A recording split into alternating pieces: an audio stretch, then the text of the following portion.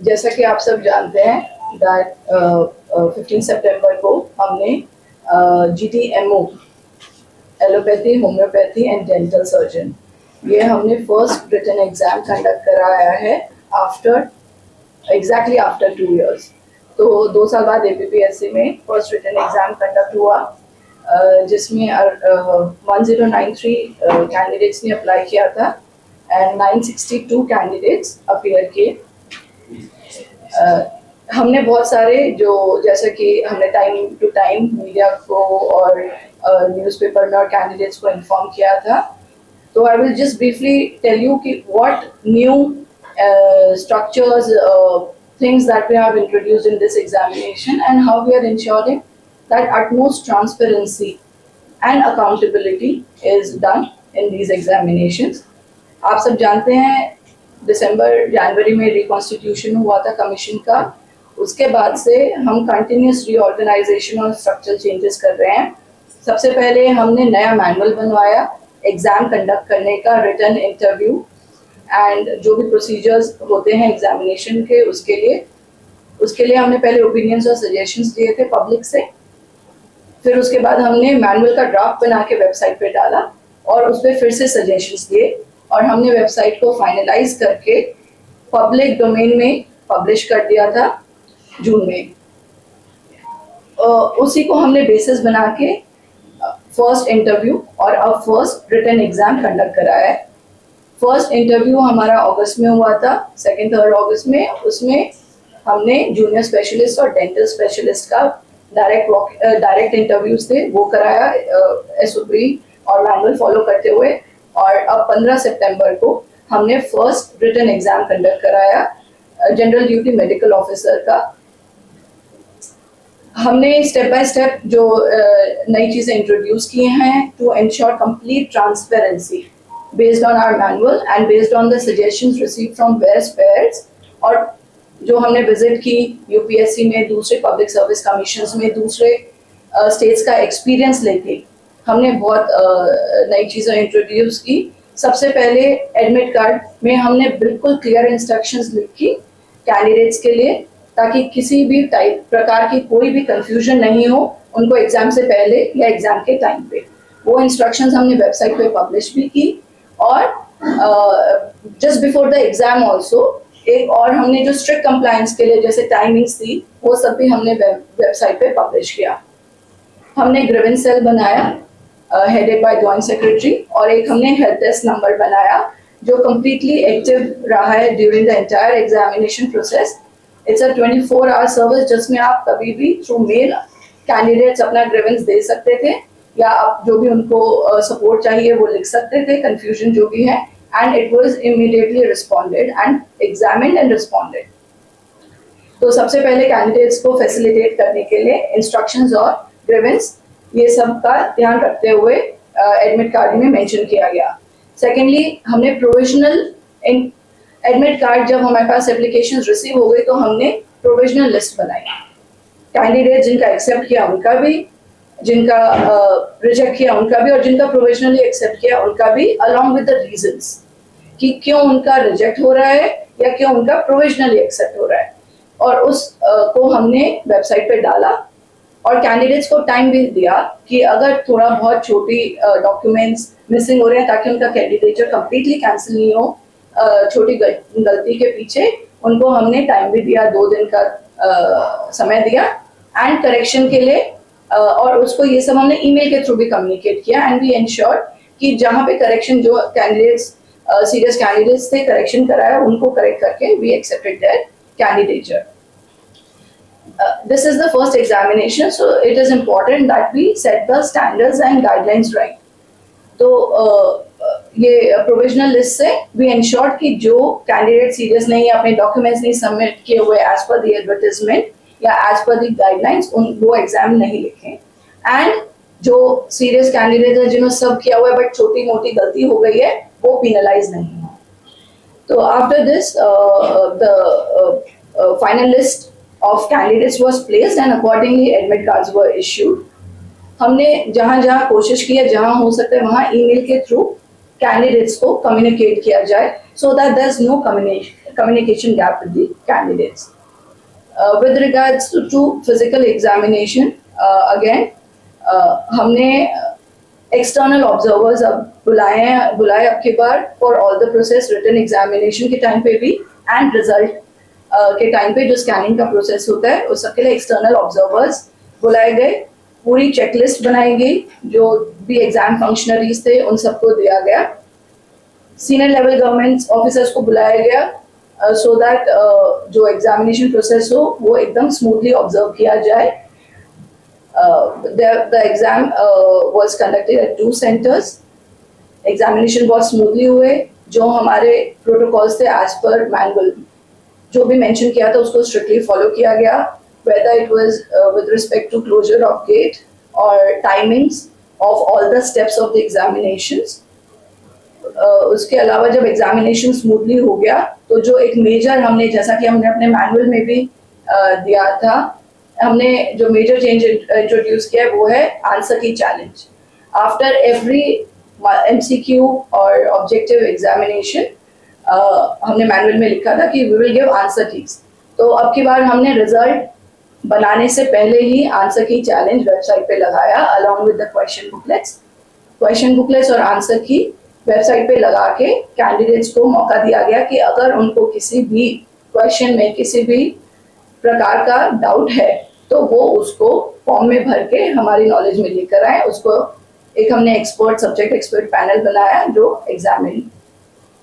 जिसने उसको एग्जामिन किया. इवन बिसाइड्स दिस हमें जो भी 1-2 queries during the examination invigilators के नोटिस में आई उनको भी हमने री एग्जामिन किया, सो दैट जो फाइनल आंसर की बने, जिसके बेसिस पे रिजल्ट बने, उसमें किसी भी प्रकार की गलती का स्कोप नहीं रह सके. तो हमने समय दिया अगले दिन 3 बजे तक. तो 15 सितंबर को एग्जाम हुआ.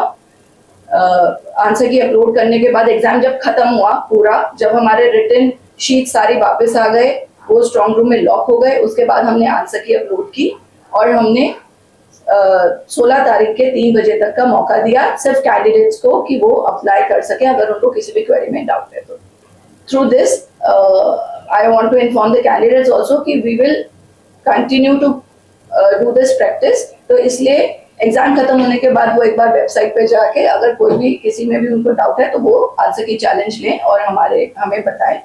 सेकेंड, जब आंसर की चैलेंज खत्म हो गया, हमने क्वेरीज जो भी हमारे पास भी थी वो हमने करके फाइनल आंसर की भी अब हमने डाली हुई है, क्वेश्चन बुकलेट भी डाला हुआ है और उस आंसर की के बेसिस पे हमने रिजल्ट बनाया और रिजल्ट दिया.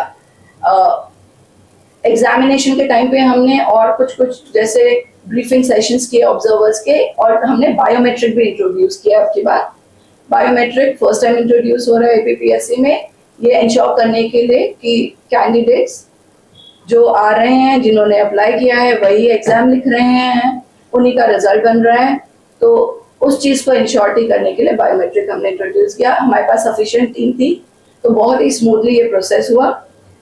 बिसाइड्स दिस हमने 1 टाइम लॉक OTLs जो होते हैं हमने वो भी इंट्रोड्यूस किए हैं और वो यूज़ किए पूरे एग्जामिनेशन प्रोसेस में जहाँ पे भी सेंसिटिव मटीरियल है, और हर चीज़ का क्रॉस वेरिफिकेशन हुआ है to ensure that the sensitivity of the entire examination and confidentiality of the entire examination is maintained. फिर जो हमारा फाइनल प्रोसेस था स्कैनिंग में भी हमने ऑब्जर्वर रखे, 1 टाइम प्रोसेस किया, स्पेशली डेडिकेटेड टीम्स बनाई ताकि स्कैनिंग प्रोसेस एकदम smoothly and without any mistake, without any errors कर सके. And we had to burn the midnight oil. The scanning team sat through entire night to make sure that the result is published the next day. तो 15 तारीख को हमने exam लिया and 16 तारीख को answer key challenge के बाद हमने स्कैनिंग शुरू की एंड 17 की सुबह हमने रिजल्ट पब्लिश कर दिया. To ensure maximum transparency and maximum confidentiality at the same time, and that the exam process entire is conducted and the result is given in the at the earliest within minimum time possible. So this is from our side, and APPSC will ensure that the same degree of transparency and confidentiality for sensitive things and transparency for the candidates is ensured in upcoming examinations. अब इस Sunday को हम lecturer का examination भी कर रहे हैं, written examination, and similarly will stick to the calendar that has been given, जो हमने पहले दिया था 1 महीना पहले. कैंडिडेट्स को भी यही मैसेज है कि आप उस कैलेंडर को स्ट्रिक्टली मान के चलें कि इसी से ही होगा, इन्हीं डेट्स पर होगा काम, कोई डेविएशन नहीं होगी. और किसी प्रकार की डेविएशन होती है तो हम बताएंगे, पर डेविएशन नहीं होगी.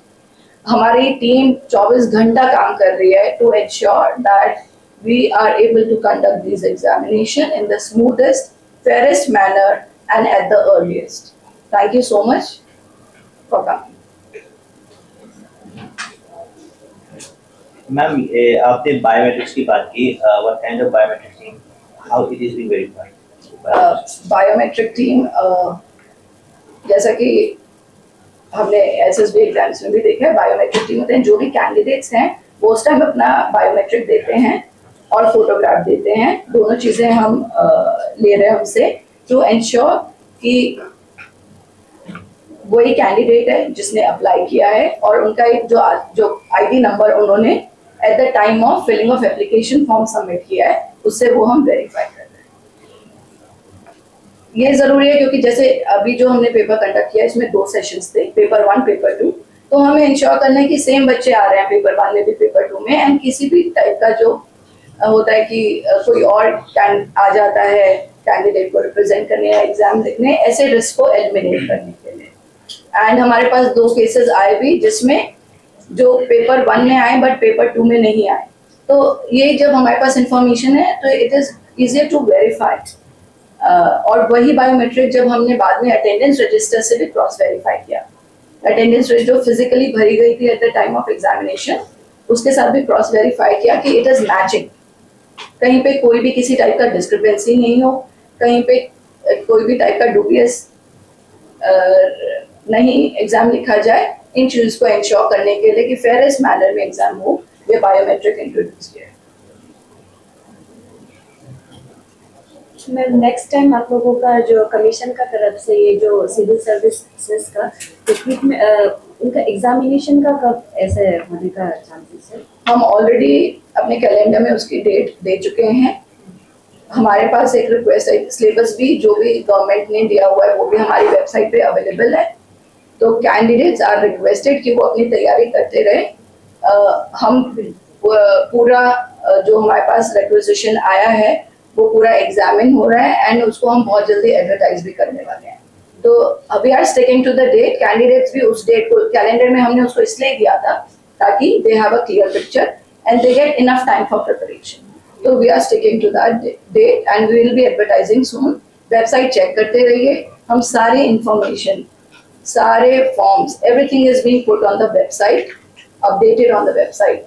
यहाँ पे बच्चे आते हैं, हम बोलते हैं फिजिकल आने की किसी को जरूरत नहीं है, because everything, all information, help desk, everything is available on the website.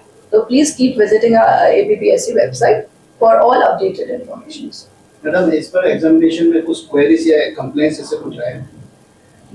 With respect to the questions, yes, हमारे पास रिटन नहीं आया, बट हमारे पास उस टाइम वर्बल आया था. वो भी हमने अपने एक्सपर्ट पैनल से वेरीफाई करवाया.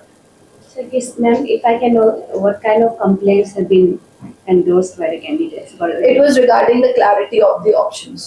Okay. तो वो expert panel, it was a subject matter, वो एक्सपर्ट पैनल से वेरीफाई करा लिया और कोई इशू नहीं.